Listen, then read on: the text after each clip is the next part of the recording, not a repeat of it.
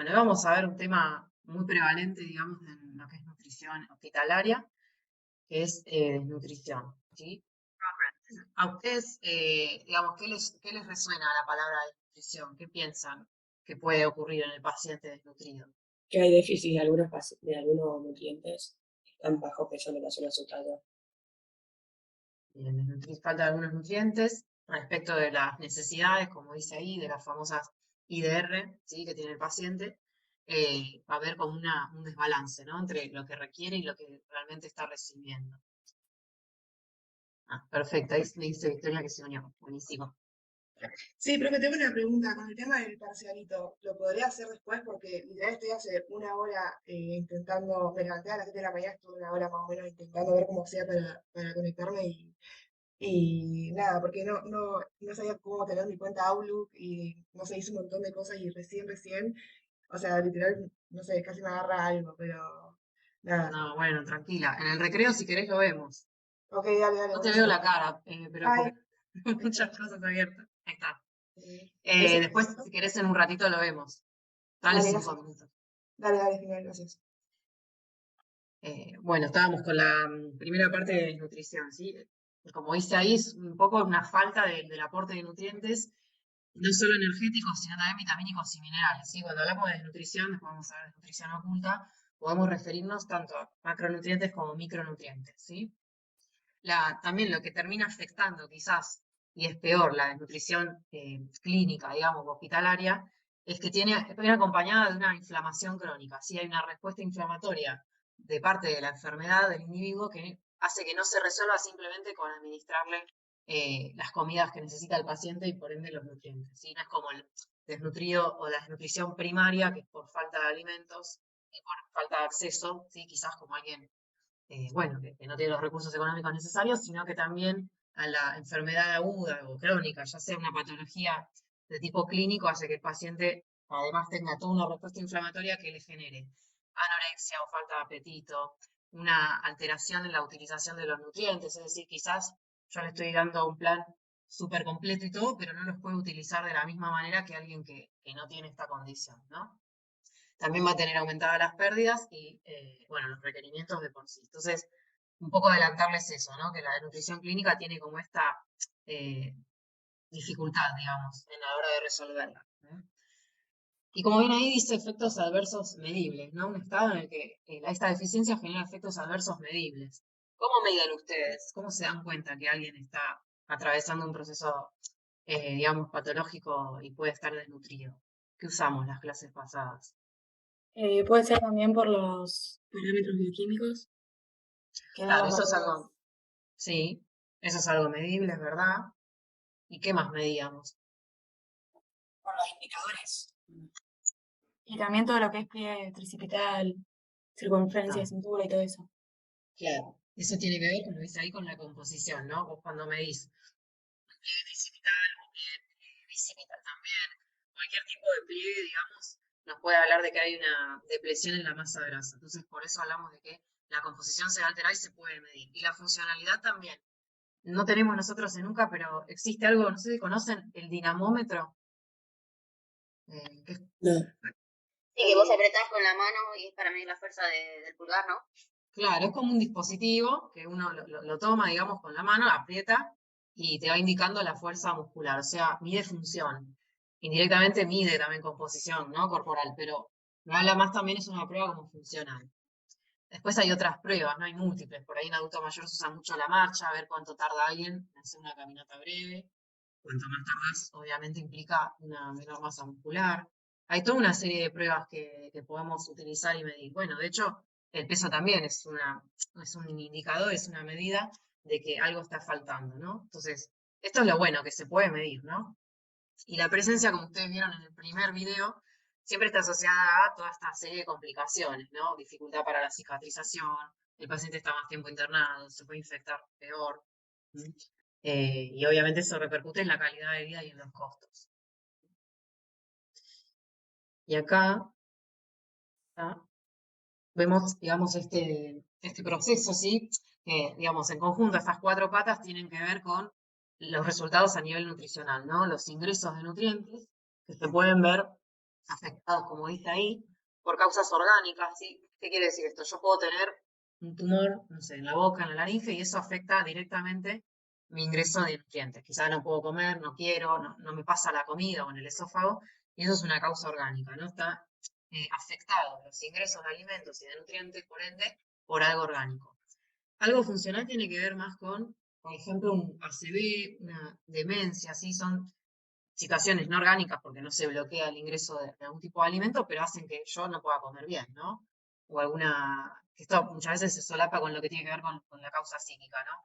La anorexia, las no ganas de comer, ¿sí? El estar deprimido por algo también puede influir y hacer que yo no quiera comer algo.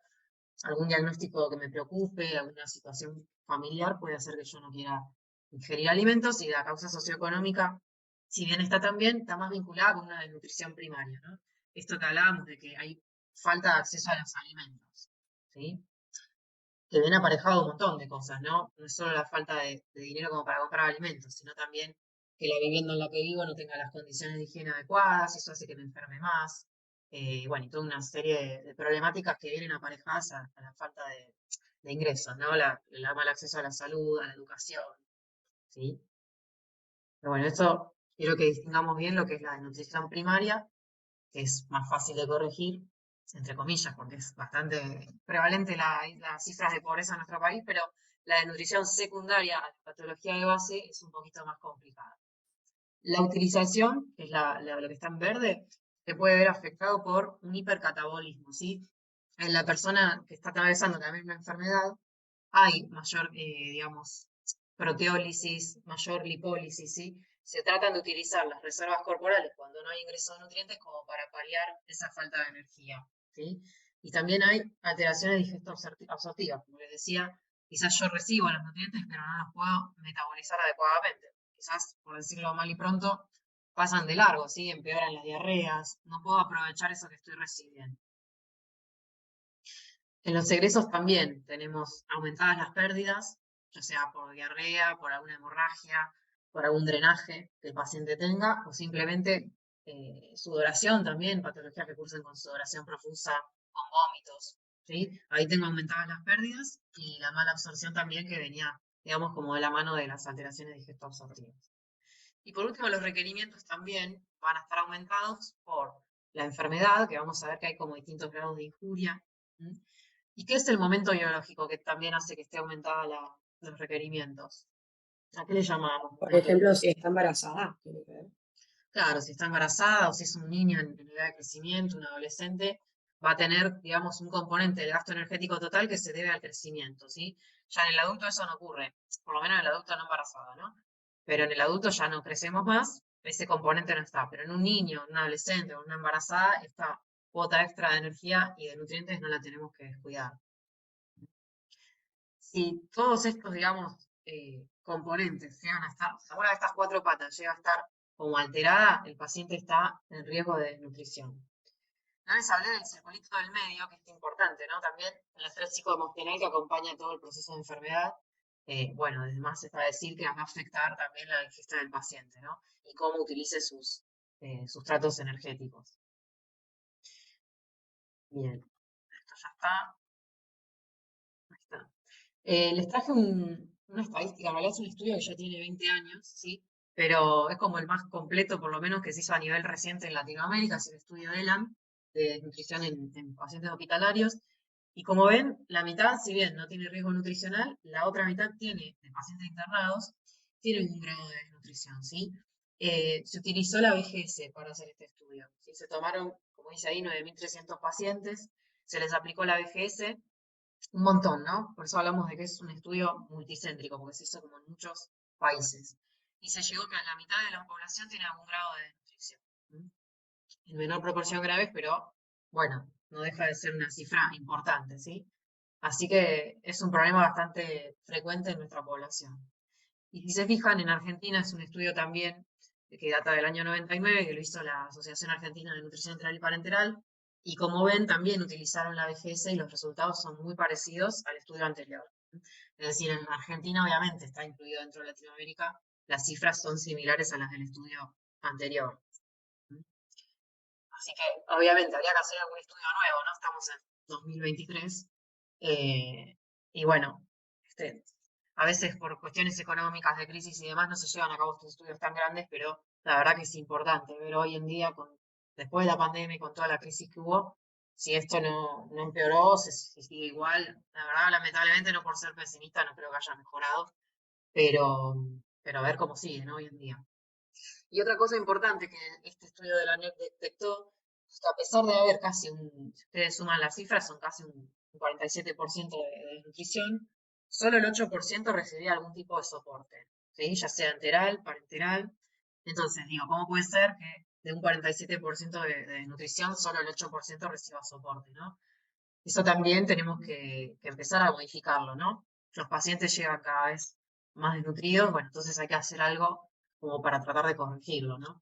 Y no esperar que el soporte nutricional se implemente mucho más tarde. Cuando veamos soporte vamos a ver un poquito de eso. Acá simplemente les dejé como la cita abajo, es un estudio, digamos, de que traje estos datos. Hacen una revisión para ver el nivel de nutrición hospitalaria en distintos estudios, ¿sí? Es una revisión sistemática, trata de eso, ¿no? Como de recopilar varios estudios y ver las diferentes cifras.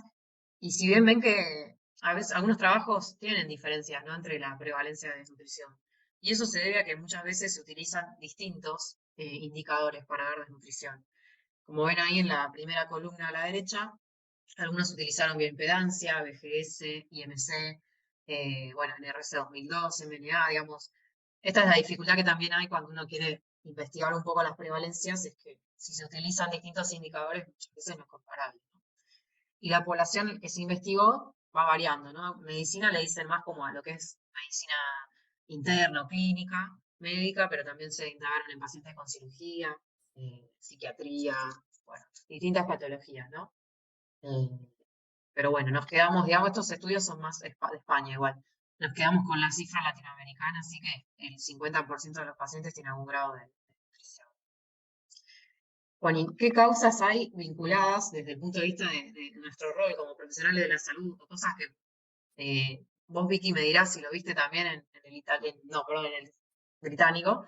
Eh, yo por lo menos lo veo mucho, lamentablemente, son prácticas asociadas a la desnutrición en pacientes internados. El uso del suero, ¿sí? O sea, un paciente se interna y quizás le cuelgan un suerito y queda con un suero por días, ¿sí? Ya sea un suero dextrosado o con solución fisiológica. El suero nada más hidrata, ¿sí? El aporte que puede hacer un suero, una solución dextrosada es mínimo, ¿sí? Entonces, esa es una gran problemática que hay, un uso prolongado, indiscriminado de suero sin instaurar un soporte nutricional o sin darle alimentos vía oral al paciente, ¿sí? Después la rotación del personal, pasa mucho. Yo, por ejemplo, llego a la tarde, entonces a veces no sé, no encuentro a nadie de la mañana y no me saben decir qué pasó.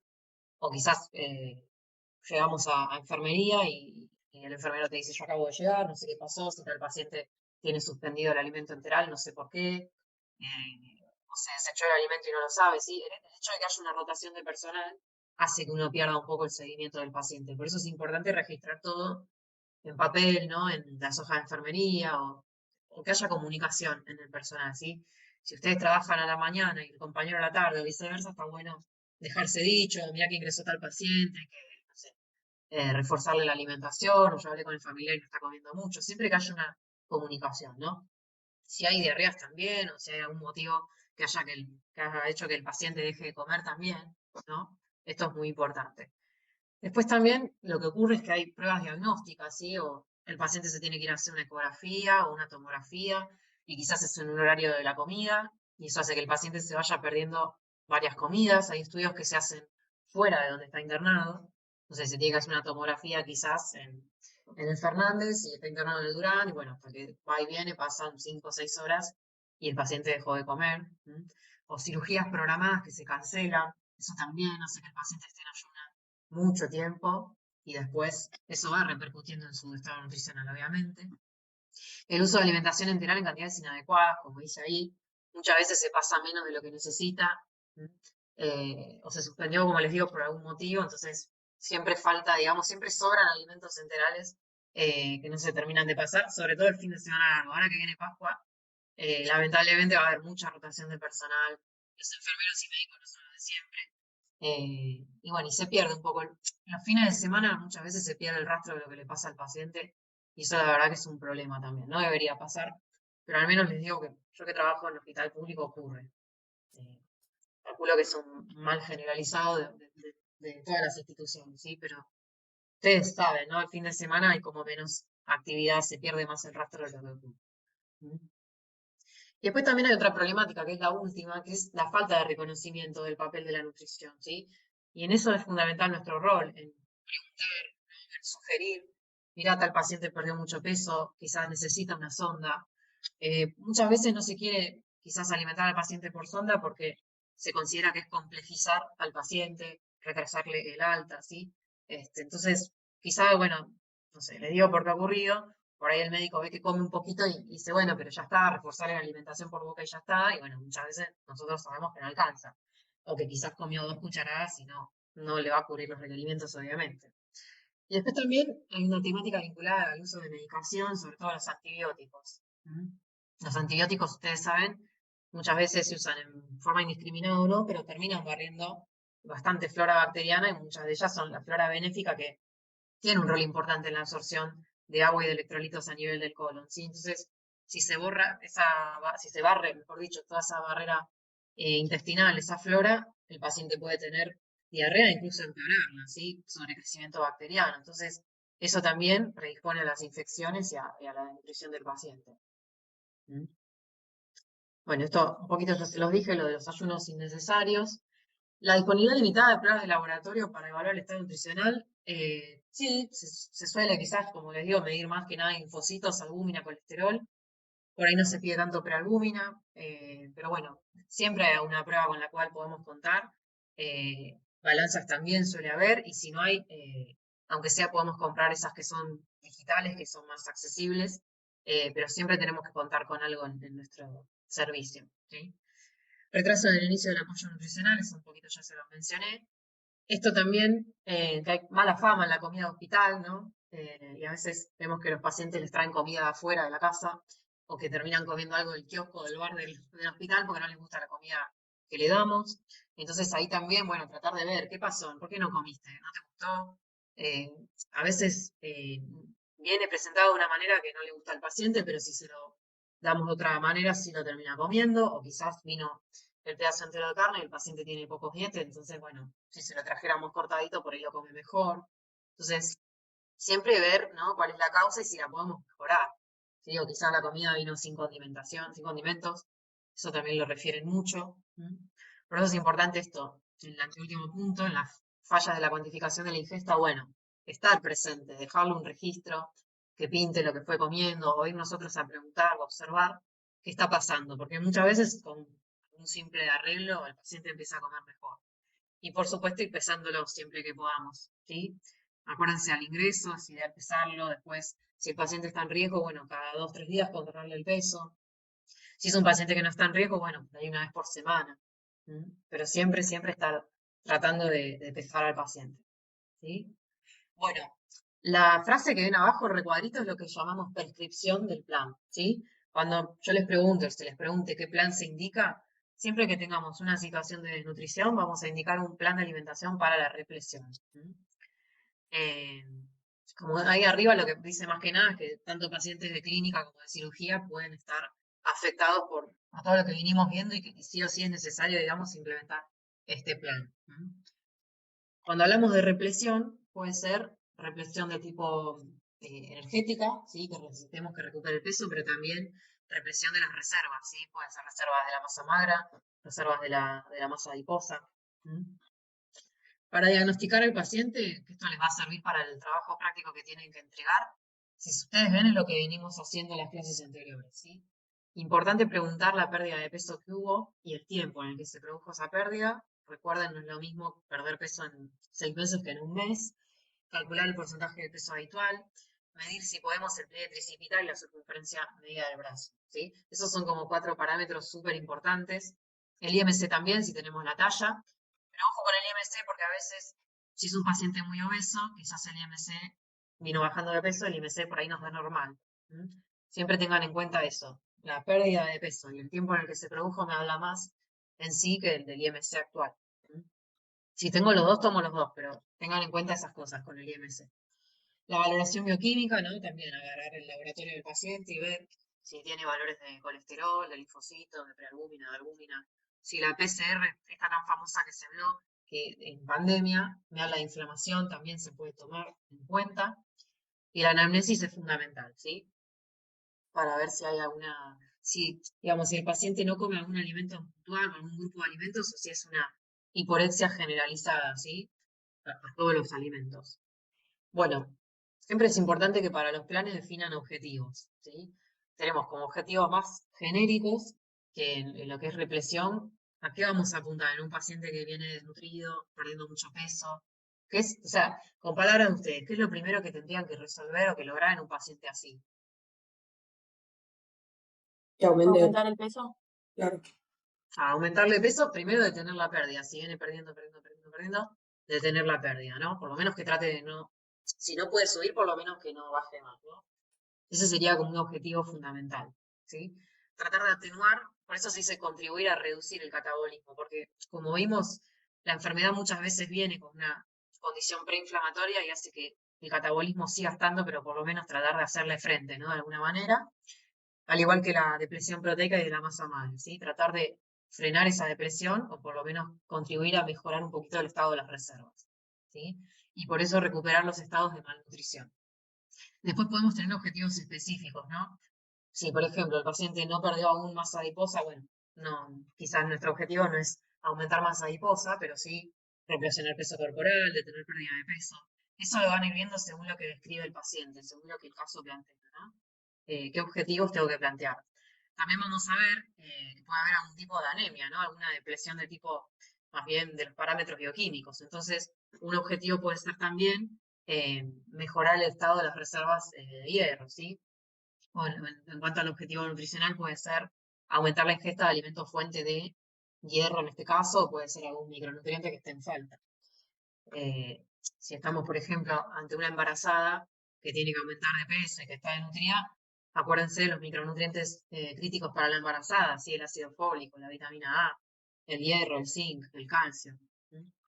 Que vamos a ver que son justamente los mismos que suelen faltar en la población general, ¿sí? ¿Se entendió lo de los objetivos?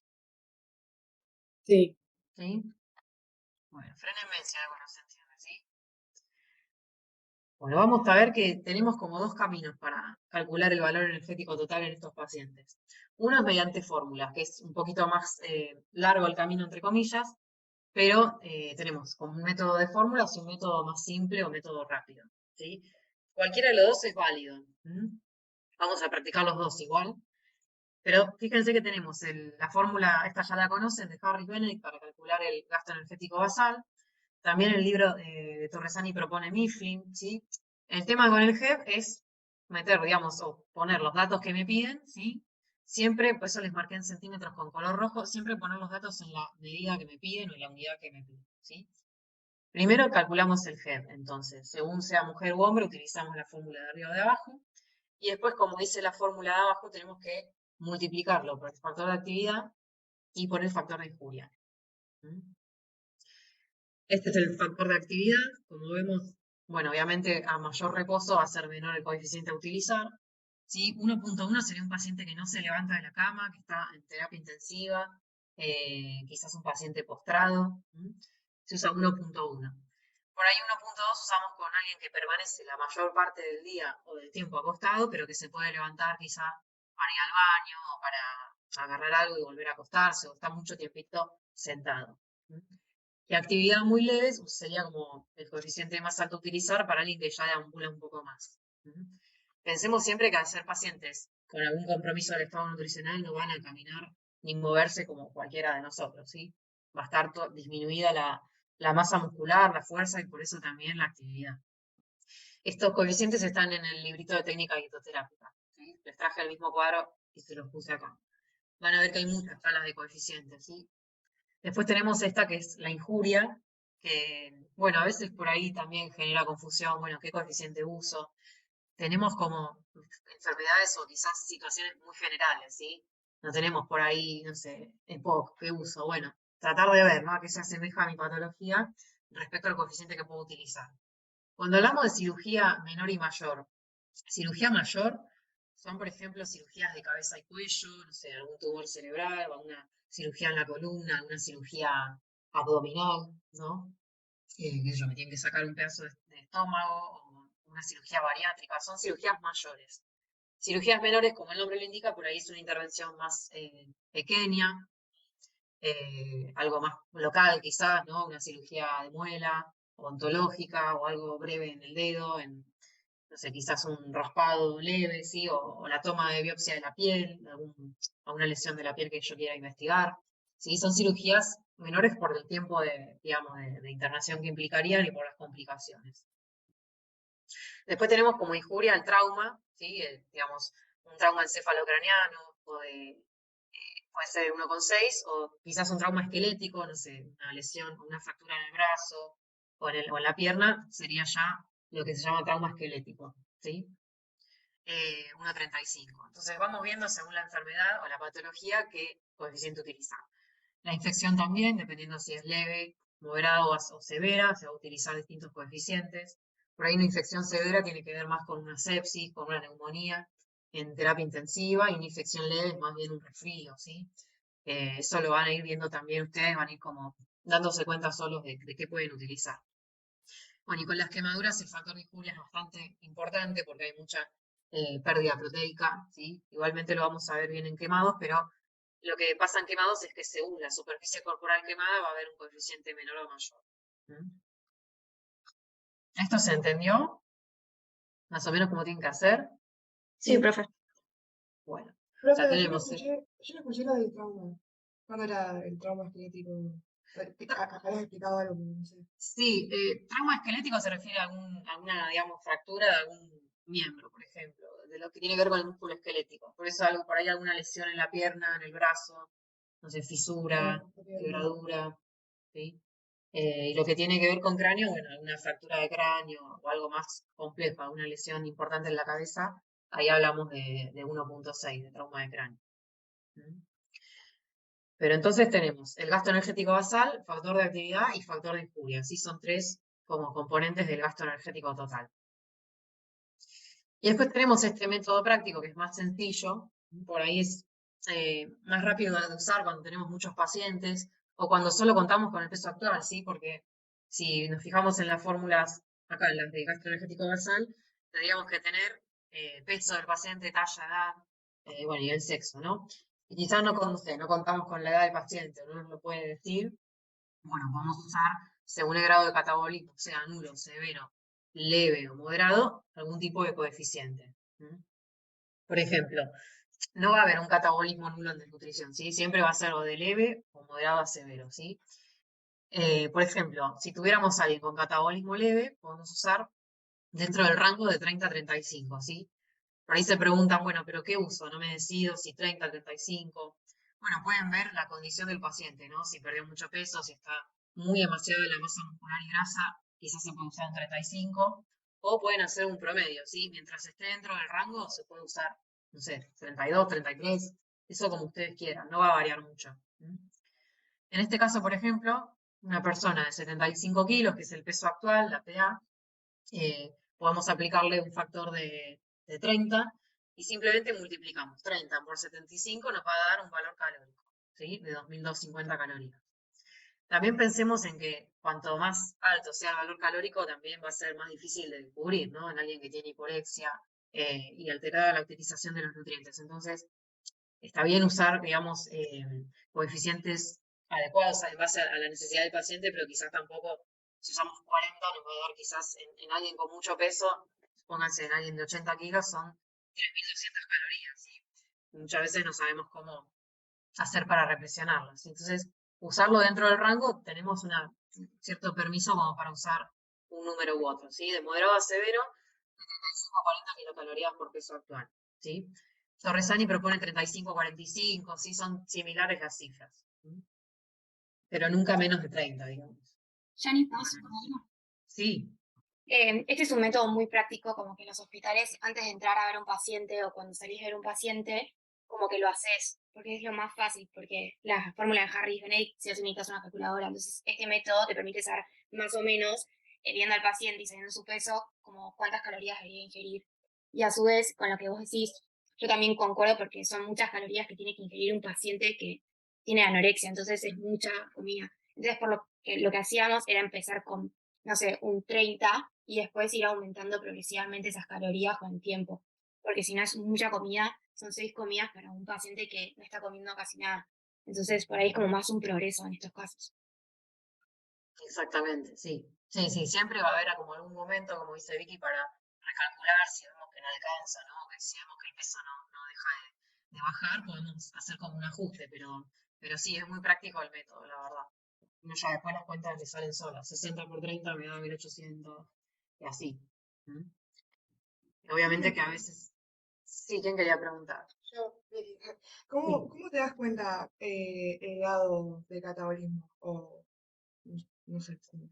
Bien, en realidad lo más correcto sería tratar de utilizar el balance nitrogenado, que sabemos que muchas veces no se utiliza, es decir, las pérdidas de...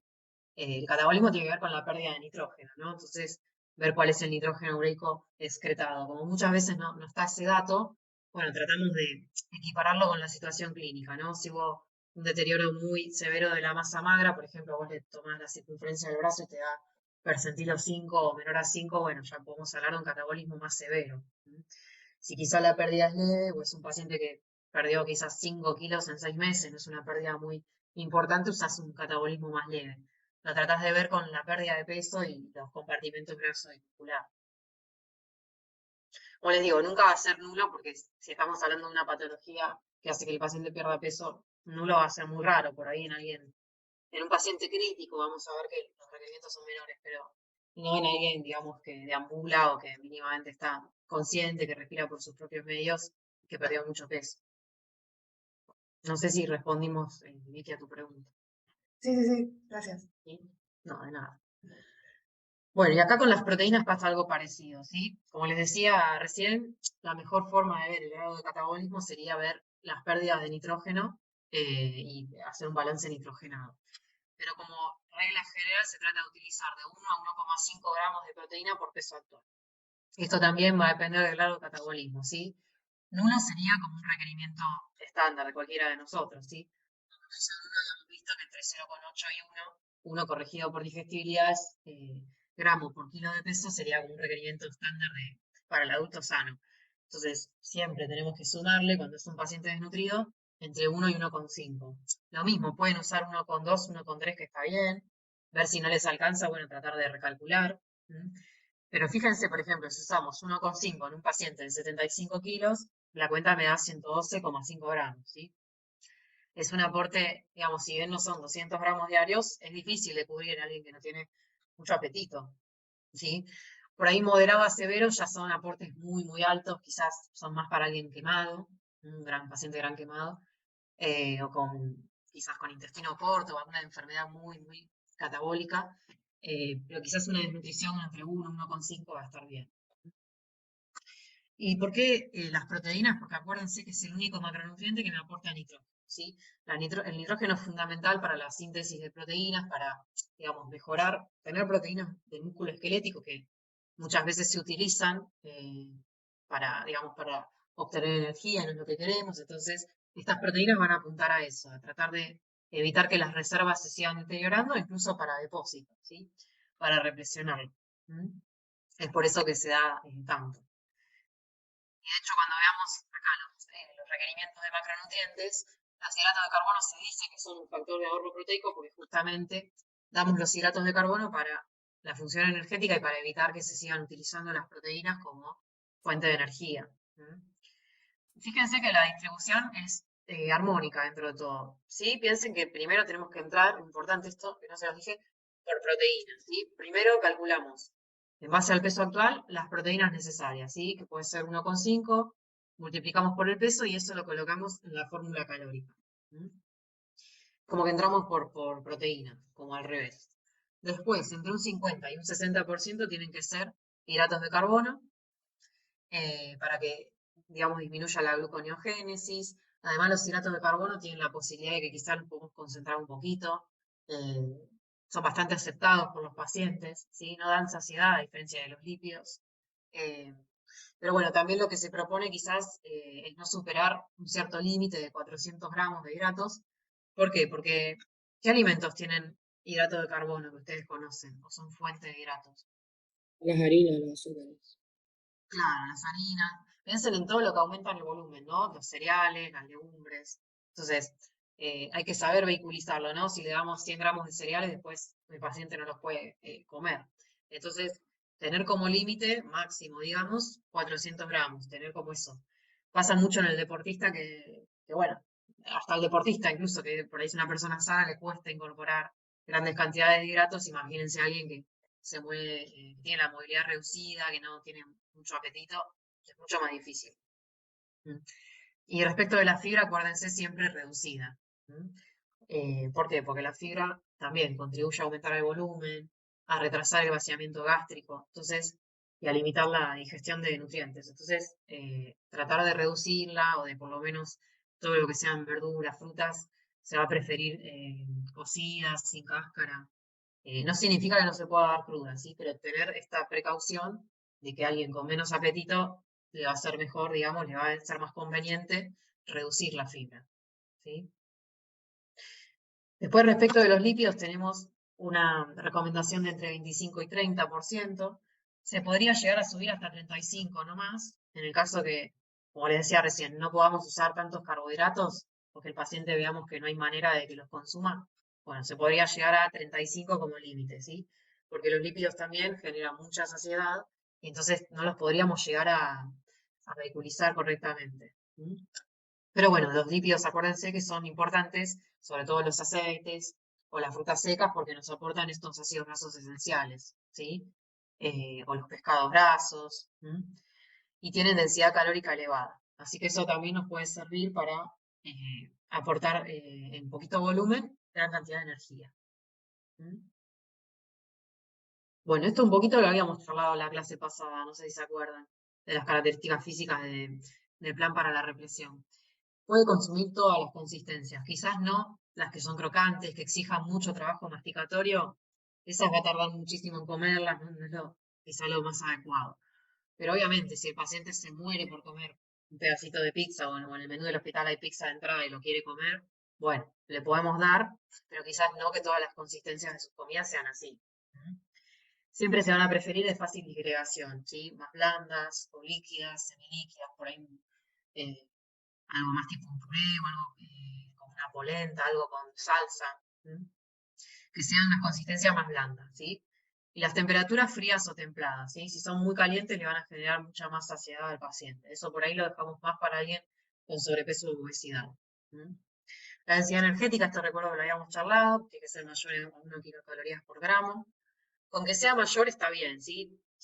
Por ahí se preguntan, ¿pero cuánto más que 1? Bueno, lo que se pueda, ¿sí? Si ya me da 1,09 está perfecto, ¿sí? A veces es muy difícil lograr una densidad energética. Si pueden más, mejor, pero siempre más de 1. Respecto del fraccionamiento, como decía Vicky anteriormente, cuanto más comidas, mejor, ¿sí? Entre 4 y 6, mejor. Quizás tampoco una cosa de que esté comiendo cada hora, ¿sí? Sino dejar por ahí unas 3 horitas que pasen entre comida y comida para también facilitar el vaciamiento del estómago, ¿sí? Y que el paciente no se sienta sobrecargado de comida. ¿M? Por este motivo también los líquidos vamos a darlos como después de la comida, o alejados, como para que no se llene con el vaso de bebida. ¿M? Eso es importante, ¿no? Tenerlo en cuenta. O que no tome bebida antes de comer. ¿M? El volumen reducido, por esto que venimos charlando, y las características sensoriales, obviamente siempre adaptado a los gustos del paciente, que sea algo que le genere ganas de comer, ¿no? Podemos indagar en los gustos o en los sabores que prefiere. Quizá prefiere algo más dulce, bueno, tratar de vehiculizar por ahí la mayor cantidad de nutrientes y de energía en preparaciones más bien dulces, o quizás quiere algo más frío. Entonces, bueno, no sé, podemos pensar en algún postre frío, o incluso en algún helado. Tratar de preguntarle al paciente qué es lo que prefiere. Bien. Bueno, características químicas ya un poquito las vimos cuando hablamos de proteínas, hidratos y lípidos. Respecto de los micronutrientes, va a ser importante cubrir todas las RDA, ¿sí? Y las ingestas adecuadas de los micronutrientes. En el trabajo práctico estaba el paciente que tenía déficit de hierro, si mal no recuerdo. Entonces, bueno, cubrir la RDA de hierro, por ejemplo, para ese paciente. En general, tratar de cubrir todas las RDA, que si llegamos a, digamos, a armar un plan variado, con todos los grupos de alimentos, vamos a ver que se llega a cubrir, ¿sí? Quizás podamos agregar algún suplemento nutricional, alguna botellita, digamos, como de Sure o de algún producto como para llegar a cubrir. Pero en general, si el paciente tiene una ingesta completa y variada, se podría llegar a cubrir. Y acá algo importante que les decíamos, ir incrementando de a poquito la ingesta, ¿sí? Porque puede haber algo que ya les vamos a hablar que se llama síndrome de realimentación en estos pacientes, ¿sí? Que pierden mucho peso, que están en ayunas mucho tiempo. Entonces siempre el aumento de la energía aportada va a ser gradual. O sea, calma con eso, porque uno ve a alguien desnutrido y ya enseguida quiere darle 2.500 calorías, que coma todo. Bueno, de a poco porque pueden haber intolerancias, ¿sí? Y podamos terminar haciéndole peor al paciente. Entonces, siempre tiene que ser de a poquito, ¿sí? Esos desequilibrios hidroelectrolíticos de los que habla abajo tienen que ver también con el síndrome de realimentación. Bueno, acá un poco un pantallazo para que ustedes sepan qué seleccionar, qué darle al paciente de alimentos. Respecto de los lácteos, a veces hay un poco de controversia si se les da enteros o descremados. La realidad es que, digamos, ¿por qué ustedes le darían, por ejemplo, un lácteo entero a alguien desnutrido y por qué uno descremado? ¿Qué piensan? Porque tiene más grasa, más calorías. Claro, ahí le darías el entero, ¿no? Elegirías darle el entero. Bien. Bueno, pero hay por ahí otras personas que dicen, bueno, pero el aporte, si bien tiene grasas, no es tan significativo y quizás no lo tolera tan bien, bueno, elige darle descremado. Acá en realidad vamos a tratar de verlo en base a lo que el paciente también está habituado a consumir, ¿sí? La verdad es que no cambia mucho. Por ahí por una cuestión de proteger, digamos, y prevenir enfermedades cardiovasculares, uno tiende a utilizar descremado en los adultos, ¿sí? Pero si vemos que no llegamos con el aporte energético, se podría llegar a utilizar lácteos enteros. Eso como aclaración, ¿sí? Quizás un problema pancreático o de la vesícula biliar que sí o sí haya que dar algo descremado, ¿está bien? Esto es importante de preparar las infusiones en leche, ¿no? Que no sea todo agua y un chorrito de leche, sino por ahí sugerirle, no sé, que si se va a tomar un café, un mate cocido, lo hagan la mayoría de la taza con leche, ¿sí? Y que quizás la infusión sea como para darle sabor, pero no sea lo fundamental de esa taza. Se puede agregar leche en polvo, se sugiere quizás no más del 10% para que se pueda disolver bien, ¿sí? No sé si ustedes se preparan algún mate cocido, algún té con leche en polvo, que a veces nos pasamos de la cantidad o café y te queda, digamos, un grumo dando vueltas. Bueno, es por eso que quizás se contempla no superar el 10% para que se pueda disolver bien y quede agradable desde el punto de vista organoléptico, ¿no? Los quesos untables o rallados son muy, digamos, importantes como para enriquecer cualquier preparación, ¿sí? Una salsa, una pasta, una tarta, un relleno, o algún postre, ¿sí? Es una manera de vehiculizar, digamos, calcio, proteína de alto valor biológico. Respecto de las carnes y los huevos, siempre las carnes blancas tienen menor contenido de tejido conectivo, entonces van a ser mucho más fáciles de digerir y aceptadas. Y siempre, obviamente, bien cocidas las carnes. Pensemos que son pacientes con mayor tendencia a las infecciones, siempre bien cocidas y subdivididas por una cuestión de que va a ser mucho más fácil la digestión.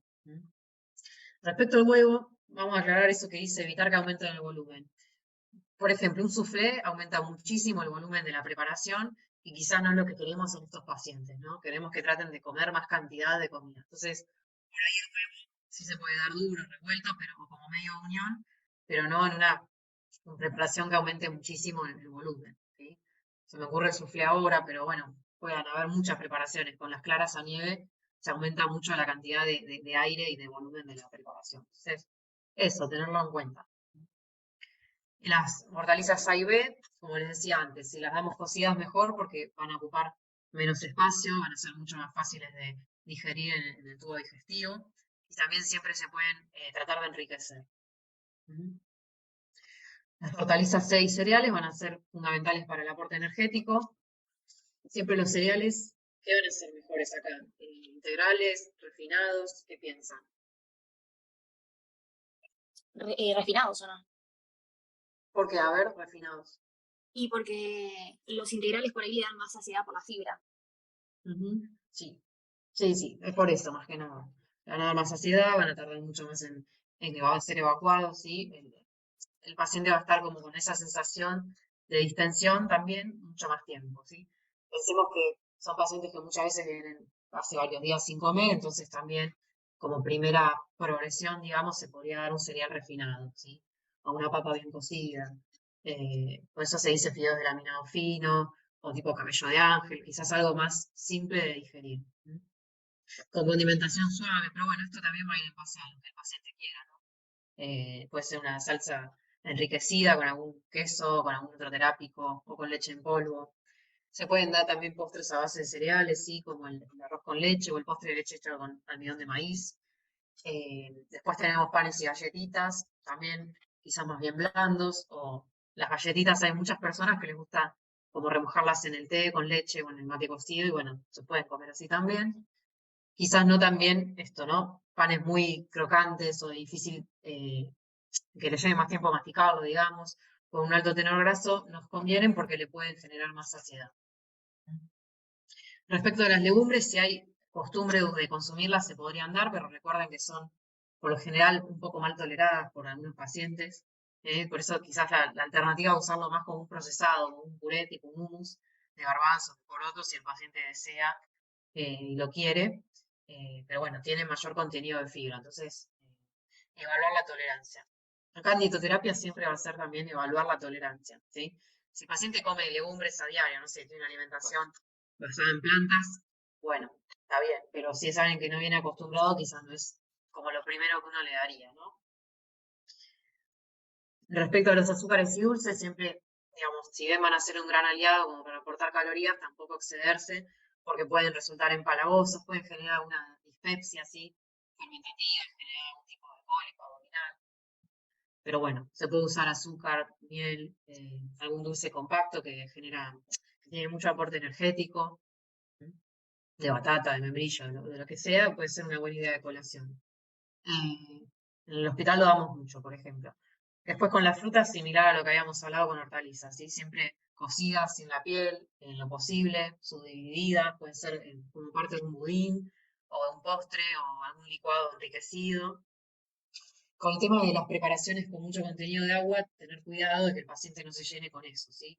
Como una sopa, un puchero muy caldoso, un licuado a base de agua no conviene, quizás siempre a base de leche para que tenga un poquito más de nutrientes, ¿sí? Que no sea incompleto. Al igual que la gelatina, por ahí los pacientes quieren algo dulce y frío y se recurre a la gelatina y bueno, la gelatina sabemos que solo tiene agua y un poco de azúcar. Entonces, tratar de hacerla con leche, o agregarle fruta, o agregarle queso o alguna otra cosa como para hacerla un poquito más nutritiva.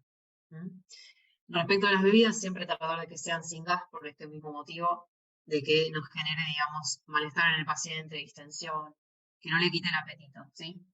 Esto es muy importante de indagar, ¿sí? Pacientes de consultorio quizás, no tanto de internados, de bajo peso, que se la pasan tomando mate o gaseosa o jugos, ¿sí? Quitan mucho el apetito, entonces, en estos pacientes. Entonces, indagar siempre el consumo de bebidas, no olvidarnos, porque muchas veces ese es el motivo por el cual no quieren comer otra cosa. ¿Está bien? Bueno, ¿cómo venimos hasta acá? Bien. ¿Bien? Bueno, entonces puse play, no paré de hablar, por eso si tienen alguna duda me preguntan. Bueno, bien, retomando esto de que la alimentación tiene que ser lenta y progresiva, ¿sí? Hay una cuestión que ocurre, digamos, a nivel del tubo digestivo, cuando el paciente no recibe alimentos, no está recibiendo estímulos intraluminales, ¿sí? ¿Eso qué quiere decir? Que las vellosidades van a empezar a aplanarse, ¿sí? Las criptas también empiezan como a achicarse de tamaño, se barre toda esta barrera intestinal, ¿sí? Este moco, esta capa mucosa que facilita la digestión, y empieza a haber una menor secreción de todo lo que son las enzimas del ribete en cepillo, las hormonas como la colecistoquinina, la pepsina, demás hormonas, digamos, gastrina, péptido GIP, que son todas hormonas que contribuyen a la digestión, ¿sí? Empieza a haber como una pérdida de la masa de los enterocitos, ¿sí? Hay una descamación que, como les digo, al no haber un estímulo para que se sigan, digamos, manteniendo, para que sigan creciendo en el intestino, al no haber eso, se empieza a aplanar, digamos, y dificultar el proceso digestivo. Por eso es que hay que darle alimentos de a poco al paciente, fáciles de digerir porque todo este tubo digestivo está como si fuera adormecido, ¿sí? Falta la glutamina también, que digamos es un aminoácido condicionalmente esencial, ¿sí? Que ahora en pacientes desnutridos es muy importante porque contribuye a la transferencia de átomos de nitrógeno, ¿sí? De un lugar a otro, ¿sí? Entonces se empieza como a consumir, entre comillas, todo lo que es la masa celular de los enterocitos del intestino y los enterocitos. Entonces empiezan a haber menos bacterias benéficas, menor digestión intraluminal, menor aporte energético. Acuérdense que las bacterias del colon generan estos ácidos carboxílicos de cadena corta, que son esas siglas que están ahí, que contribuyen en mayor o menor medida, pero aportan energía, ¿sí? Entonces, eso no va a estar, no va a haber una absorción de agua adecuada ni de electrolitos, y entonces empiezan a haber intolerancias, ¿sí? Esto ocurre cuando el paciente de golpe empieza a consumir alimentos, muchas veces no los tolera bien. Y si no los tolera bien, ¿esto qué termina llevando? A que se suspenda de nuevo la alimentación, a que el paciente tenga miedo a comer, entonces empieza a haber una Perdón, mala absorción. ¿qué, qué generaba, perdón, los ácidos carboxílicos de cadena corta? Las bacterias del colon, ¿sí? Los lactobacilos, por ejemplo. Ok, y estos llevan a eso de volver a reducir la alimentación por... Y vos no tenés las bacterias, entonces, primero que empiezan a crecer también otras bacterias patógenas, ¿sí? Que pueden contribuir al sobrecrecimiento bacteriano, a mayor infecciones, a diarreas. Las bacterias benéficas, que están normalmente en nuestra flora, necesitan para alimentarse de prebióticos, ¿sí? De fibra, de nutrientes que le vamos aportando a medida que comemos. Esas bacterias generan ácidos de cadena corta, ¿sí? Carboxílicos de cadena corta, por eso ACCC, carboxílicos de cadena corta, como el acetato, el butirato, el propionato. Son ácidos grasos que tienen entre 2 y 4 carbonos en su estructura y que contribuyen, digamos, al ser metabolizados, esos ácidos generan entre alrededor de 300, 500 calorías extras que después son absorbidos y contribuyen al aporte energético. Entonces, si esas bacterias no están, no pueden fabricar estos ácidos carboxílicos, no va a estar ese aporte que, como les digo, a veces es mínimo, pero bueno, suele estar. Esas bacterias también se encargan de la reabsorción de agua a nivel del colon, de sodio, de potasio. Todo eso que no se absorbe puede terminar deshidratando al paciente, generándole más diarrea. ¿Mm? Todo esto ocurre en el paciente que permanece muchos días en ayuno, ¿sí? No en alguien que no comió un día o 2 días, ¿sí? Estamos hablando de ayunos de por lo menos entre 7 y 10 días, ¿sí? De no recibir nada, nada, nada. No sé, les digo, no es que uno quizá, no sé, alguno de ustedes por ahí estamos apurados, nos salteamos una comida o, no sé, fuiste de la facu al trabajo, a tu casa, tuviste que estudiar, ayudar a tu mamá con algo, no comiste una comida, bueno, no estamos hablando de desayuno, sino del ayuno de alguien que no recibió ningún tipo de aporte por varios días, ¿m? Que son estos pacientes desnutridos. Bien, y puede aparecer, y de hecho es una entidad bastante frecuente pero poco estudiada, algo que se llama síndrome de realimentación. ¿Lo escucharon nombrar en fisiopato? Sí. Sí. En nutrición 1 creo que lo vimos. Ah, en nutrición 1 también. ¿Qué se acuerdan de este síndrome? ¿Qué es? ¿Alguna idea que les resuene? Es como una deficiencia en la sangre de lo que son ciertos minerales y algunas vitaminas por el hecho de que hay un aumento de cuando hay un aumento de la ingesta, se empieza a aumentar lo que son los procesos anabólicos y eso atrae lo que son, por ejemplo, fósforo o ciertos minerales dentro de la célula y eso puede generar algún tipo de deficiencia en la sangre de uno de ellos porque ingresa mucho en la célula. Claro, es un tema muy bien, como de pasaje o de cambia el lugar en donde prevalecen estos minerales que son los que terminan generando todas las problemáticas, ¿no? A nivel respiratorio, a nivel muscular, a nivel hematológico, ¿sí? Se llama síndrome de realimentación justamente porque puede ocurrir cuando se lo realimenta, es decir, cuando se reintroduce algún tipo de soporte en el paciente, ¿sí? Ya sea por vía oral, vía enteral o parenteral. Entonces, en pacientes que vienen con muchos días de ayuno, o vamos a ver ciertos criterios para identificar al paciente en riesgo, cuando se reintroduce la alimentación, como decía Angie recién, empiezan a haber procesos anabólicos que hacen que estos 3 electrolitos, fósforo, potasio y magnesio, ingresen a la célula, bajen los niveles en plasma y eso, ese descenso abrupto de los valores en plasma hace que aparezcan estas complicaciones que si no son tratadas pueden llevar a insuficiencia cardíaca, a problemas neurológicos e incluso a la muerte, ¿sí? va a haber una alteración en el metabolismo de la glucosa, ¿sí? Y esto está muy emparentado con la tiamina. La tiamina es una vitamina, la B1, que es clave para los procesos para que se genere la glucólisis, ¿sí? Digamos, para todo lo que es el metabolismo de los carbohidratos. Interviene en la función de dos enzimas, una la piruvato deshidrogenasa y otra es la alfa-cetoglutarato deshidrogenasa, que contribuyen a que el piruvato pueda ser transformado en acetil-CoA, ingrese al ciclo de Krebs y genere energía para las células, ¿sí? Entonces, al no haber tiamina, toda esa energía no ingresa a las células, ¿sí?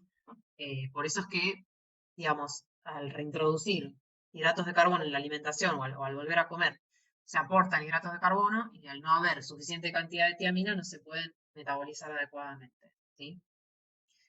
Ahora lo vamos a ver un poquito más en profundidad. Yo les dejé un paper que explica muy detalladamente todo este proceso fisiopatológico, que bueno, si ya lo conoce es buenísimo, pero para el que lo quiera repasar, no está de más hacerlo. Y bueno, como venimos viendo desde hoy, ¿sí? Un proceso de ayuno o malnutrición hace que el cuerpo busque en las reservas que tiene como para generar energía. Por eso es que hay todas reacciones de catabolismo, ¿sí? Acuérdense, la proteólisis, lisis tiene que ver con esto, como con cortar cadenas de algo, ¿sí? Empiezo a degradar a las proteínas que tengo en mi músculo esquelético, en las proteínas viscerales, ¿sí? De los distintos órganos, y empiezo a fabricar esta glucosa de nuevo, que se llama gluconeogénesis, ¿sí? Es la síntesis de glucosa a partir de partecitas, digamos, de proteínas y de ácidos grasos, y empiezo a generar esta energía, ¿sí? No es una obtención de energía adecuada para el cuerpo, porque estoy consumiendo mis propias reservas para obtenerlo, ¿sí? Pero ante una situación de ayuno, digamos, no me queda otra. El cuerpo intenta hacerlo como para un mecanismo compensatorio, como para obtener energía y mantener las funciones vitales. Todos estos cambios hormonales, sí, que ocurren, tienen que ver más con la liberación del glucagón y del cortisol, por ejemplo, y la disminución de insulina, que, no sé si recuerdan, es una hormona anabólica de por sí, ¿sí? De construcción de proteínas, de lípidos, ¿sí? De depósito. Bueno, va a estar disminuida en estos casos y va a aumentar el glucagón y el cortisol principalmente, que son estas hormonas del estrés, ¿sí? O de la huida, ¿sí? Que se liberan ante una situación así, donde yo tengo que tener glucosa fácil y rápida en mi sangre. ¿Sí? El cortisol, bueno, descienden los valores de leptina para que yo tenga cada vez más apetito y más ganas de ingerir alimentos y nutrientes, ¿sí? Y se produce como un desbalance en lo que es el líquido, ¿sí? Empieza a haber más agua a nivel extracelular, se empiezan a destruir las células para tratar de obtener esta energía y el agua se empieza a extravasar. Por eso empiezan a aparecer edemas, y esto puede llevar a la insuficiencia cardíaca, ¿no? Porque el corazón, digamos, ustedes saben que es una bomba, ¿sí? Que trata de distribuir un cierto volumen de sangre a través de todo el cuerpo. Cuando ese volumen aumenta por cantidades que no son las adecuadas, normales, empieza a haber falla cardíaca, porque no da abasto, digamos, como para distribuir todo ese volumen de sangre a nivel corporal.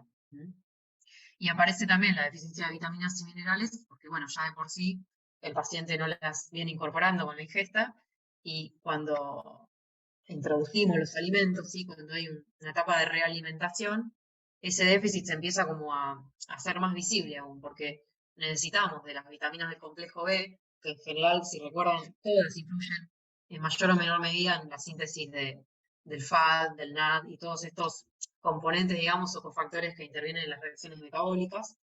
Y bueno, principalmente la tiamina es la más, digamos, demandada en este sentido y si ya está en déficit se va a ver empeorado, digamos, ante una reintroducción de la alimentación, ¿sí? Cuando uno empieza a consumir alimentos nuevamente, la insulina, digamos, aumenta, ¿sí? Porque tiene, digamos, con qué empezar a fabricar reservas, ¿sí? Pero a su vez, como efecto colateral, digamos, aún no se sabe bien el mecanismo por qué, pero la insulina tiende a llevar a la retención de agua y de sodio, ¿sí? Se cree que porque hay una supresión de la eliminación de agua, ¿sí? Se estimula la hormona antidiurética, y entonces toda esa agua y ese sodio se retienen o se elimina, y esto empeora, digamos, a la situación de edema generalizado que puede haber, ¿sí? Cuando la insulina está aumentada, empieza a cumplir su función, que es hacer que la glucosa ingrese a la célula, ¿sí? Para obtener energía. Y por otro lado, como les decía, tiene la capacidad, digamos, de generar síntesis proteica, ¿sí? De empezar a replesionar esas reservas. Ahora que hay sustratos suficientes y grupos amino dando vuelta, empieza a sintetizar proteínas.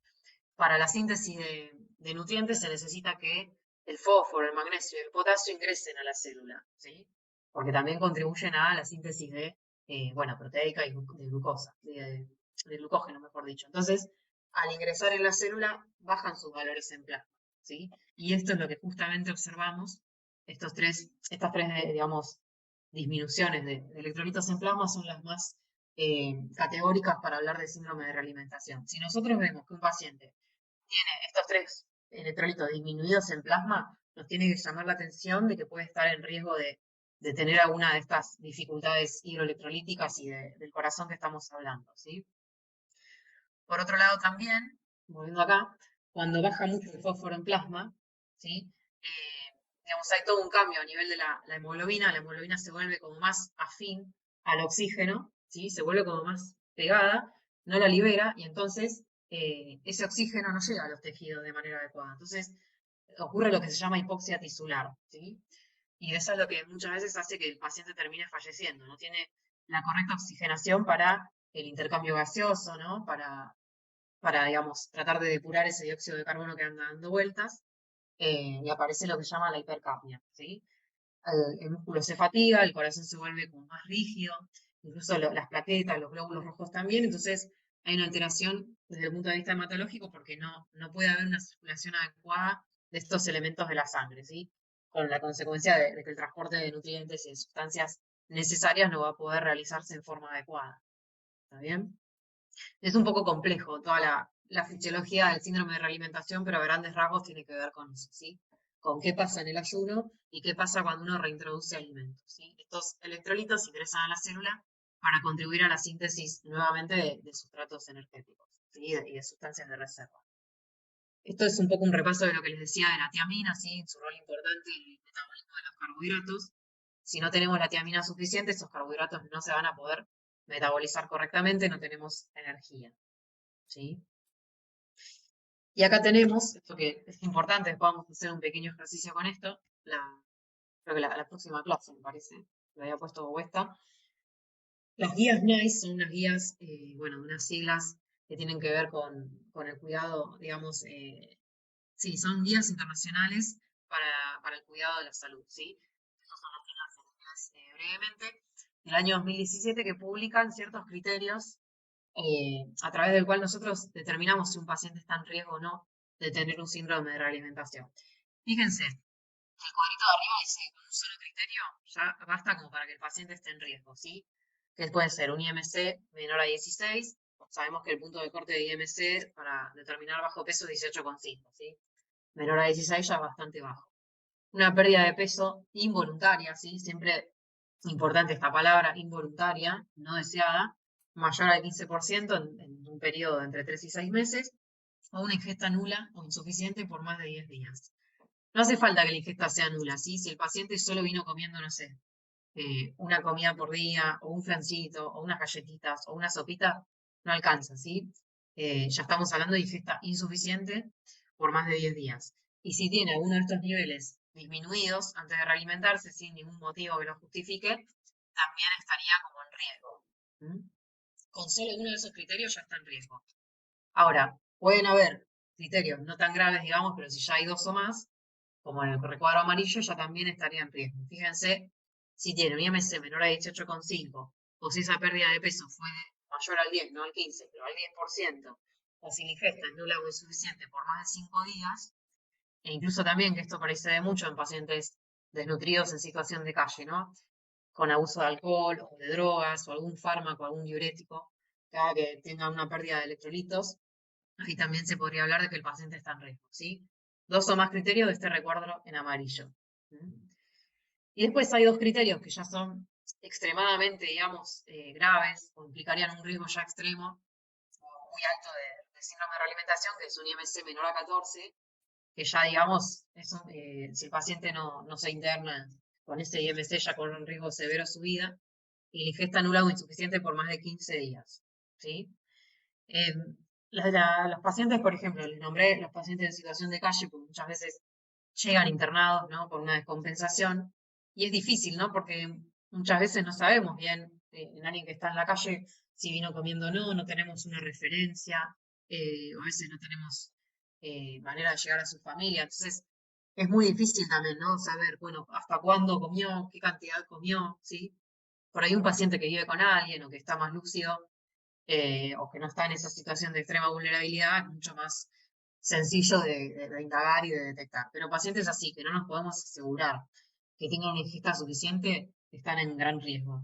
También puede ser un paciente que esté internado en un geriátrico, que viva en un geriátrico, un abuelito, una abuelita que se interna por algún motivo, muchas veces no nos podemos asegurar que se haya alimentado bien o en forma adecuada en esa institución, ¿sí?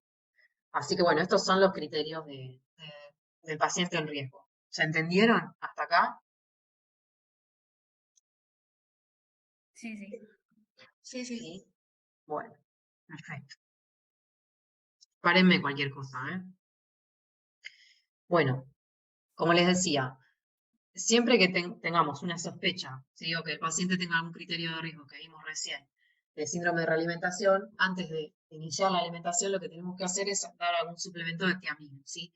¿Por qué? Porque cuando lo empecemos a alimentar, el paciente ya tenga niveles adecuados o tenga una carga de tiamina tal que le permita metabolizar esos hidratos de carbono, ¿sí? Entonces, siempre media hora antes de iniciar la alimentación, una de las prácticas que se suelen hacer es suplementar con tiamina entre 200 a 300 miligramos por día al paciente.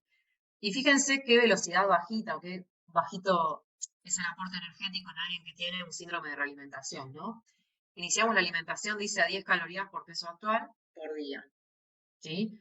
Los primeros días hasta ir completando esa llamada meta calórica, es decir, ese valor calórico que uno le calcula en los próximos 4 a 7 días. ¿Qué significa esto? Supónganse si tenemos el caso del paciente que habíamos calculado de 30 calorías por kilo de peso, nos da, supónganse, 2100 calorías en alguien que pesa 70 y tiene un requerimiento de 30 calorías por kilo, ¿no? Esa es como nuestra meta calórica, ¿sí? Porque es a lo que vamos a llegar en algún momento, ¿sí? 2100 calorías. ¿En qué momento? Como dice ahí, bueno, tratar de que, por ejemplo, en 7 días se logre ese requerimiento, ¿sí? Ese aporte. Pero vamos a arrancar con 10 calorías por kilo de peso. Si el paciente pesa 70 kilos, ¿con cuánto tendríamos que arrancar?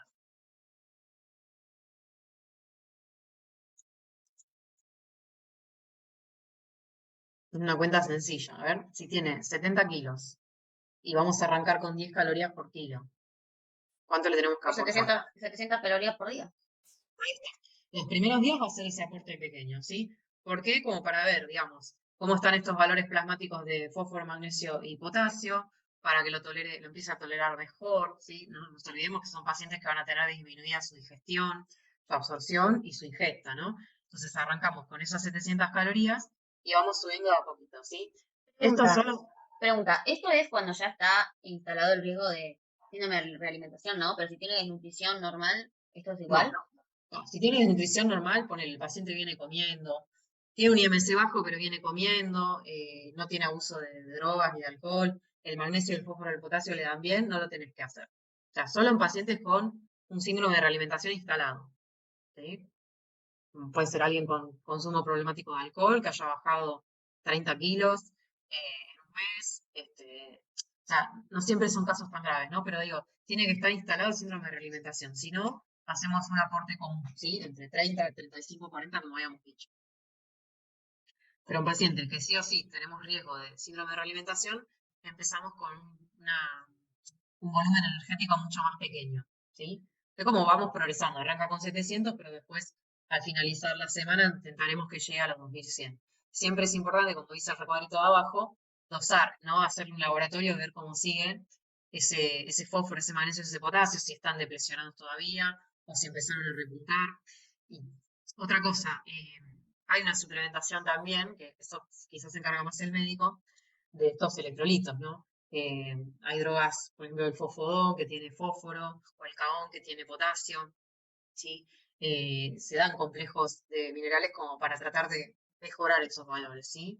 No es que no se hace nada, sino que se trata de represionarlos, pero con la alimentación tratamos de dar este volumen pequeño de comida, y de nutrientes, mejor dicho, y de energía, como para que no sea tan brusca esa reintroducción de la alimentación.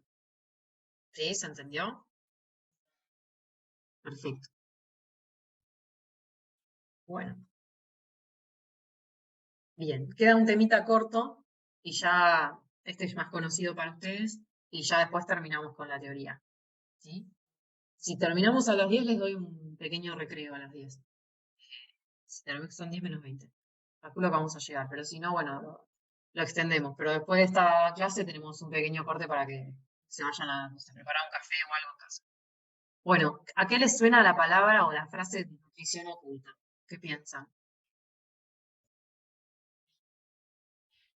No sé, por ejemplo, una persona que tiene sobrepeso, creemos que está bien nutrida y en realidad le faltan un montón de nutrientes.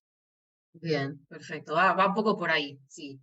Bien, puede estar en sobrepeso, puede estar en bajo peso, pero sí. Está bueno el ejemplo del paciente con sobrepeso porque muchas veces se piensa que está súper bien y bueno, por ahí puede enmascarar alguna deficiencia, ¿sí? Bien. Tiene que ver más que nada con esto, ¿sí? Deficiencia de micronutrientes, tanto vitaminas o minerales, y se llama oculta porque puede no haber signos evidentes, ¿sí? Quizás yo estoy teniendo una anemia o una deficiencia de vitamina D, que es muy común y no lo estoy notando, ¿sí? A menos que me haga un laboratorio. Entonces pueden pasar desapercibidos y muchos de estos nutrientes que están en deficiencia pueden tener vínculo con alguna falta de acceso a los alimentos, ¿sí? O a los que los alimentos sean poco variados, ¿sí? ¿Qué come por lo general nuestra población? ¿Qué es lo que más abunda en la ingesta de la población? Harinas. Harinas, muy bien. ¿Qué Bueno, Y otra cosa? azúcares. claro. Azúcares. O sea, Y grupos de alimentos. ¿Qué compran las familias, por ejemplo, que no tienen muchos recursos? hidratos de carbono. Ujú. Bien. ¿Y en grupos de alimentos, dónde están los hidratos? En los cereales. Y Entonces, fideos, por ejemplo. sí, fideos, panes, cereales, galletitas, Polenta polenta, también, se compra mucho. se compra mucho, ¿sí? Bueno, eso lamentablemente lo que conduce es a que uno deje de comprar alimentos quizás más costosos, que son, por ejemplo, las carnes, las frutas y verduras, que son los que quizás tienen gran aporte de vitaminas y minerales, ¿no? Entonces, muchas veces está ligado a esta falta de acceso a los recursos, ¿no? Sobre todo ahora que hay mucha inflación.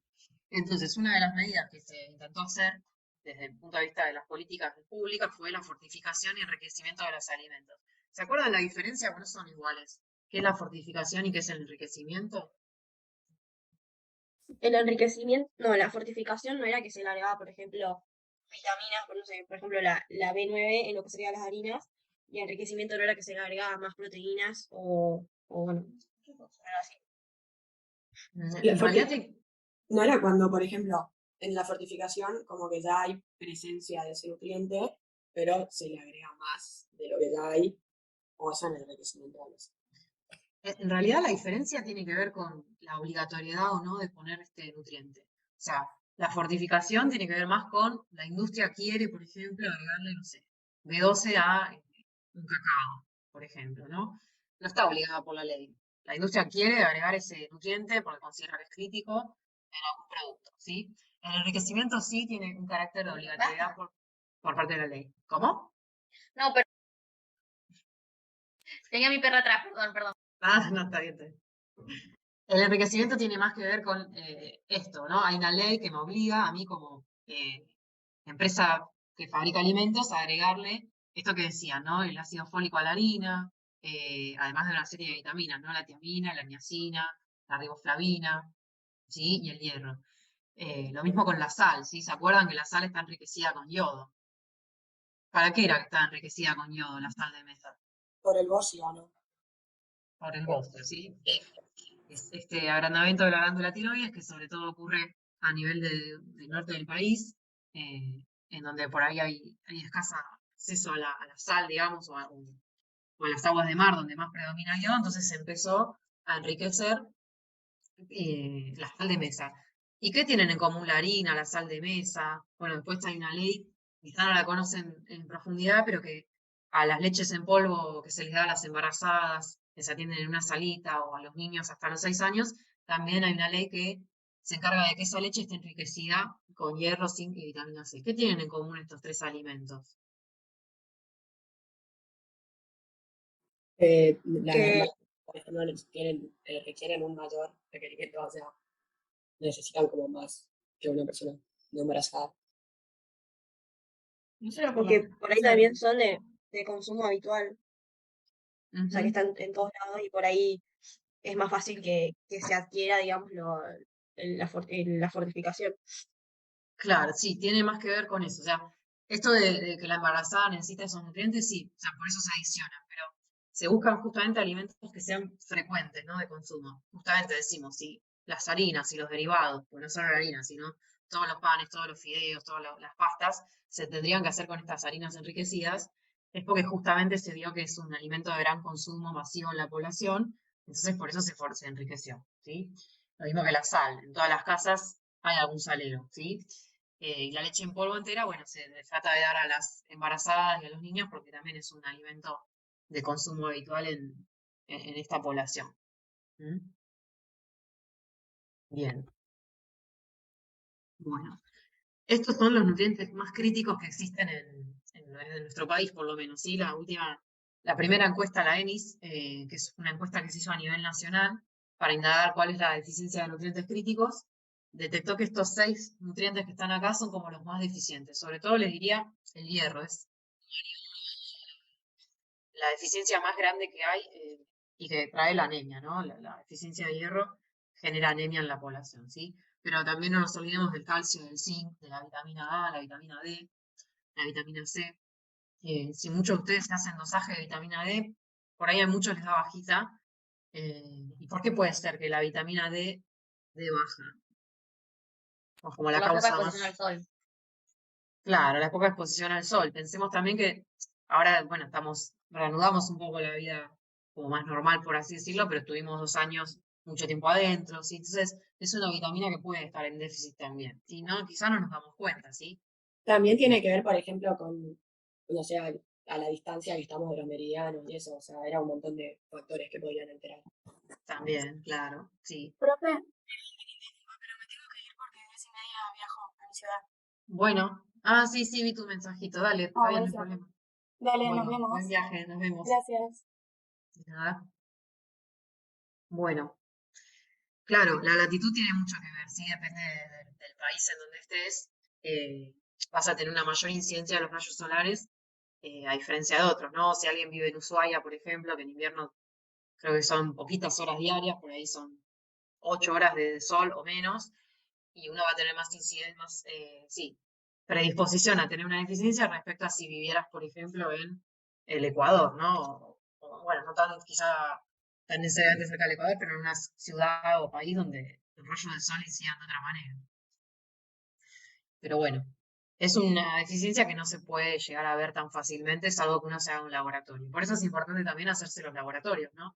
Porque uno cree que quizás está bien hasta un punto, ¿no? Por ahí empiezan síntomas clínicos más indefinidos y se da cuenta que es porque falta algún nutriente en particular. Como les decía, la anemia por deficiencia de hierro es la más prevalente a nivel mundial, ¿sí? Y en nuestro país, como dice el recuadrito, las personas más afectadas son los niños de entre 6 y 2 años, entre 6 meses y 2 años de edad, las embarazadas y las mujeres en edad fértil. Eh, ¿Por qué en estas edades creen que hay más prevalencia de anemia? ¿Qué tienen en común estas edades? Porque hay más requerimiento. Claro, porque hay, por ejemplo, en niños y niñas en edades tempranas, como de ser de 6 a 23 meses o de 2 a 5 años, están en plena etapa de desarrollo. Después las mujeres de los 10 y los 49, por ejemplo, es cuando empiezan con la menstruación, y bueno, en las embarazadas, bueno, lo mismo. Se le Exacto. embaraza.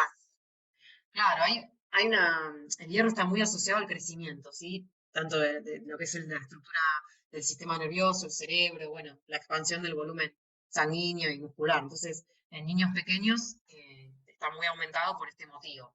Además de que también a los 6 meses, bueno, cuando vean nutrición pediátrica lo van a ver, pero digamos, la lactancia materna exclusiva deja de ser exclusiva justamente a los 6 y el bebé empieza a comer otros alimentos y ahí los requerimientos aumentan, ¿sí? De hierro. No alcanza solo con la leche materna. Hay también por ahí ya empieza a haber un destete a esa edad, aunque ahora se ha prolongado, digamos, la duración de la lactancia, pero por ahí muchos bebés ya a esa edad dejan la teta o empiezan a mermar. Entonces son edades en donde, o momentos biológicos donde hay un gran crecimiento y las demandas, como ustedes dicen, aumentan. Pero siempre tener presente estos grupos de riesgo. Bueno, y acá simplemente es como esto ustedes ya lo han visto en Nutrición 2, pero un repaso de qué hacemos ante una deficiencia de hierro, qué síntomas pueden haber y cómo nosotros desde el punto de vista nutricional podemos tratar de ver si hay un consumo adecuado. Como habíamos visto en las clases anteriores, con la frecuencia de consumo, uno trata de ver, digamos, qué alimentos o grupos de alimentos consume el paciente, qué cantidad, como para ver si se debe a una escasa ingesta.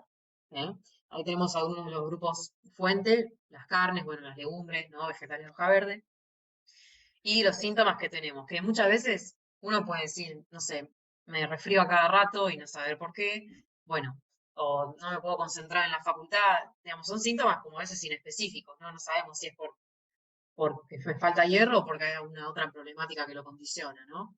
Pero por lo general acuérdense que la deficiencia de hierro trae aparejada los problemas en la concentración, la disminución en la capacidad de trabajo, la fatiga. El hierro tiene que ver con muchas estructuras del cerebro vinculadas a la memoria, por eso es que también es muy importante tratar de resolver esta problemática a nivel de la salud pública, porque los niños justamente tienen que ir a la escuela a aprender y si nos falta hierro en esa edad, es difícil, digamos, el proceso de aprendizaje. También tiene que ver con el desarrollo de los linfocitos y del timo, y por eso es que si no hay hierro hay mayor chance de tener una infección, ¿sí? Y bueno, la piel pálida, la fatiga, tiene que ver con la distribución del oxígeno, digamos, de la función del hierro en el grupo hemo de la hemoglobina. ¿Mm? Anemia, de hecho hay, si falta hierro, de tipo microcítica e hipocrómica, ¿sí? Glóbulos rojos más pequeños y de menor coloración, como más pálidos, por así decirlo, que el glóbulo rojo normal. Después tenemos la deficiencia de calcio, que como ustedes saben, por ahí lo más asociado al calcio es la osteoporosis, ¿no? Esta densidad mineral ósea disminuida, o la osteopenia, que es unos desvíos estándar menores que la osteoporosis, pero también trae problemas en la contracción muscular, ¿sí? Por eso, cuando hay déficit de calcio, por ahí esto más a nivel de paciente internado, hay más espasmos, ¿sí? Tanto a nivel de las manos, los pies, en los músculos respiratorios, que eso sería una situación más grave. Pero bueno, todas estas manifestaciones tienen que ver con falta de calcio. Y los alimentos fuente de calcio, por ahí hay que tratar de expandir un poco la pregunta, ¿no? No preguntar solo por los lácteos, que quizás es como lo más clásico, sino también por alimentos de origen vegetal, o sobre todo si hay un paciente vegano o lacto-vegetariano, indagar sobre si consume suficiente cantidad de coles, de semillas, de frutas secas como almendras, nueces, avellanas, ¿sí? Esto ténganlo en cuenta. ¿Mm? Después, respecto al zinc, lo mismo. Los síntomas más asociados al zinc son estas lesiones en la piel, ¿no? Que se llama acrodermatitis enteropática. También está asociada a la alopecia o pérdida de cabello, a las diarreas, a la falta de crecimiento, a la disfunción en el desarrollo sexual. La pérdida de apetito. El zinc forma parte de unas proteínas que se llaman dedos de zinc, que están muy asociadas al gusto, ¿sí? A las papilas gustativas, ¿sí? Tienen mucho contenido de zinc, por eso una deficiencia de zinc hace que la persona tenga alteraciones en la percepción de los sabores o que no quiera comer, ¿sí? Que tenga hiporexia. Y el zinc clásicamente está en alimentos de origen animal, ¿sí? En, bueno, carnes, huevos, ostras, pescados, pero también está en todo lo que son cereales, legumbres, la quinoa, la avena. Así que también indagar acerca de estos grupos de alimentos. Pero como vemos, son grupos que justamente decíamos anteriormente, no son muy consumidos por todos, ¿no? Las carnes, la fruta seca, los pescados. Bien, respecto a la vitamina A, por ahí es fácil de recordar porque están en todo lo que son frutas y vegetales anaranjados, verdes, rojos, ¿sí? También en muchos alimentos fortificados de origen animal. Ahí les puse algunos ejemplos, no por poner marcas, sino porque justamente decía ahí el rótulo, digamos, fortificado con vitamina A. Ven, esto no es obligatorio, por eso se dice fortificado, porque Sancor eligió, la Serenísima eligieron agregarle vitamina A su producto, para vender más o por el motivo que sea, ¿no? Pero son estos alimentos fuentes de vitamina A. Y los síntomas clínicos tienen que ver más con todo lo que son la queratinización de los epitelios, ¿no?